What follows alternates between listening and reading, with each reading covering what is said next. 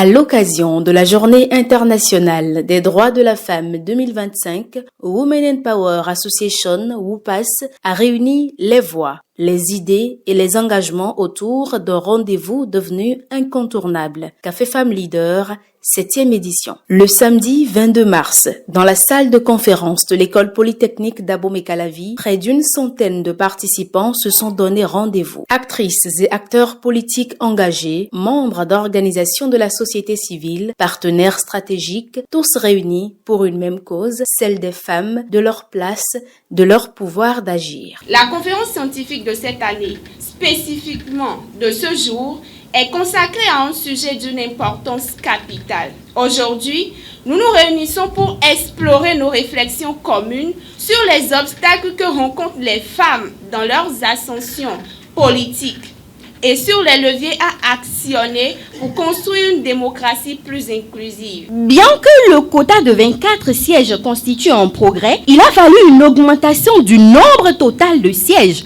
de 83 à 109 pour l'atteindre. La porte de l'égalité parlementaire est-il si rude à ouvrir? Me suis-je demandé, et il y a de nous poser ces questions-là. Une progression, oui, mais qui cache toujours, je le dis, une réalité plus sombre. Au niveau local, dans les communes et les municipalités, les femmes sont encore largement exclues des centres de pouvoir. Des difficultés demeurent en ce qui concerne l'alternance même homme-femme et le positionnement favorable des femmes sur les listes électorales. Nous parlerons de parité horizontale et de parité verticale. Les partis politiques, qui sont les portes d'entrée vers les instances de décision politique, restent toujours des bastions masculins. Est-ce parce que les femmes manquent de leadership? Ou est-ce parce que les structures politiques sont conçues pour les exclure?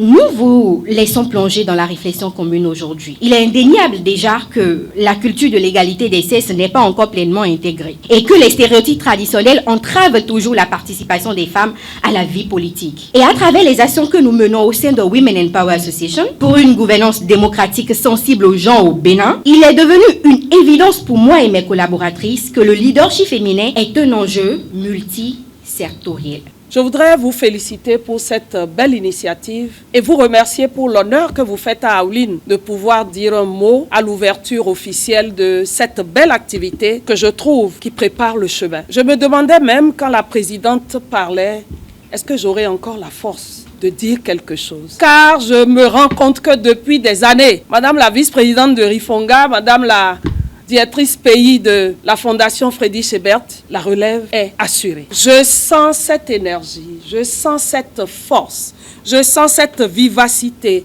je sens ce pouvoir que nous voulons que la jeunesse béninoise, particulièrement celle féminine, puisse s'approprier pour dire haut et fort ce que nous disions depuis des années. Peut-être qu'on n'a pas eu cette force-là, cette énergie pour bien le dire, pour que nos dirigeants puissent nous écouter en tant que classe féminine, force féminine, pour non seulement nous mettre à la place qu'il faut, mais également respecter les droits qui sont ces droits-là dont les femmes doivent bénéficier. Je parle du droit à la participation politique, je parle du droit à la voix citoyenne pour dire haut et fort ce que nous n'aimons pas. Et je l'ai vu dans le documentaire, à travers vos activités sur le terrain, que ces femmes, elles l'ont dit, elles sont militantes, elles savent se battre, elles savent faire campagne, mais elles n'ont jamais reçu ces enseignements que vous leur avez apportés pour les éclairer, pour les orienter, pour les amener à mieux affûter leurs armes pour les prochaines joutes électorales. Ces joutes électorales qui sont déterminantes pour notre République, car avec les nouvelles lois prises, les réformes opérées, il serait préjudiciable que nous puissions reculer. De 7%, nous sommes passés à 26,6%. Café Femmes Leader, c'est bien plus qu'un événement. C'est un espace de dialogue, de réflexion et de transformation pensé par WUPAS pour interroger la condition de la femme béninoise et tracer ensemble les voies de son épanouissement. Cette année, une thématique qui attise la curiosité. La représentativité des femmes dans les partis politiques au Bénin, question de structure, ou de leadership? Une interrogation brûlante, des réponses audacieuses. J'ai été impressionnée par ce café politique parce que c'est la première fois que j'y viens.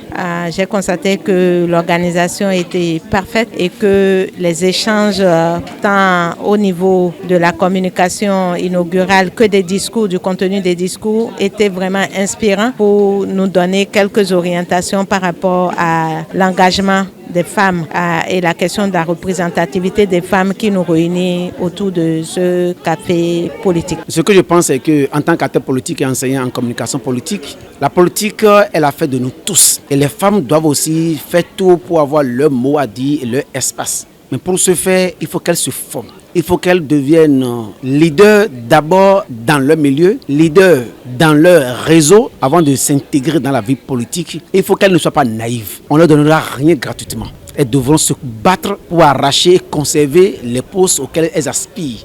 Je pense que le café est une belle initiative qui permet d'échanger autour des questions en ce qui concerne la représentativité des femmes dans les instances de prise de décision. J'ai bien aimé les panélistes qui ont abordé cette question et qui ont touché vraiment du doigt les réalités que les femmes vivent lorsqu'elles s'engagent dans la politique.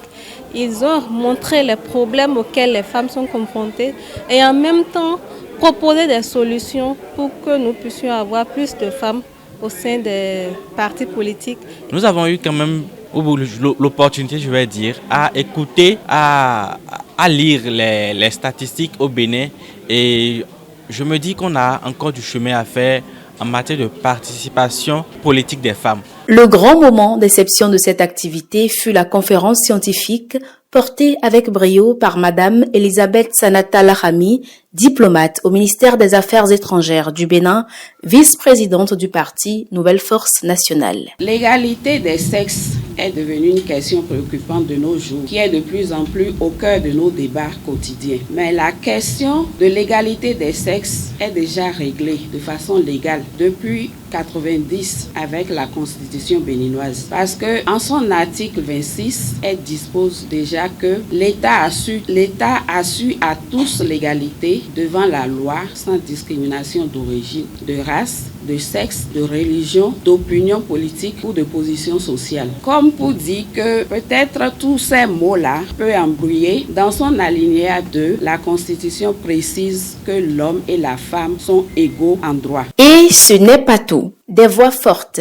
celle de Dame Nouratou Zatokoto Yerima, directrice pays de la Freddy Chébert Stiftung Bénin, Dr Dolore Laurent Faton, spécialiste en communication politique et géopolitique de l'information, membre du bloc républicain, et Dame Bernice Armel Daguegué, chargée de projet à l'IGD, ont animé un panel instructif. Si on a plus de femmes représentées dans les instances de prise de décision, ça constitue un modèle pour les générations futures et les jeunes femmes pourraient mieux s'identifier et aspirer à une carrière politique. Vous voulez dire quelque chose? On dit tout la nuit dans la journée, mais dans la nuit, on décide autrement. Que représente la nuit chez nous en Afrique en politique? On ne vous le dit pas. Mais la nuit, c'est quoi en politique? On se voit où pour décider quoi, pourquoi tel est pris ou tel n'est pas pris. Ça, ce sont des enseignements qu'on ne dit pas. Si vous n'êtes pas là, on décide contre vous. Donc, d'une manière ou d'une autre, on ne va pas les forcer, mais le travail que OPAS et les autres organisations de jeunes femmes font aujourd'hui, c'est d'amener beaucoup plus de femmes jeunes à comprendre l'importance d'être dans ces partis politiques-là. L'édition 2025 de Café Femmes Leader s'est distinguée par la production d'un magazine spécial préfacé par la directrice pays de la Freddy Chébert.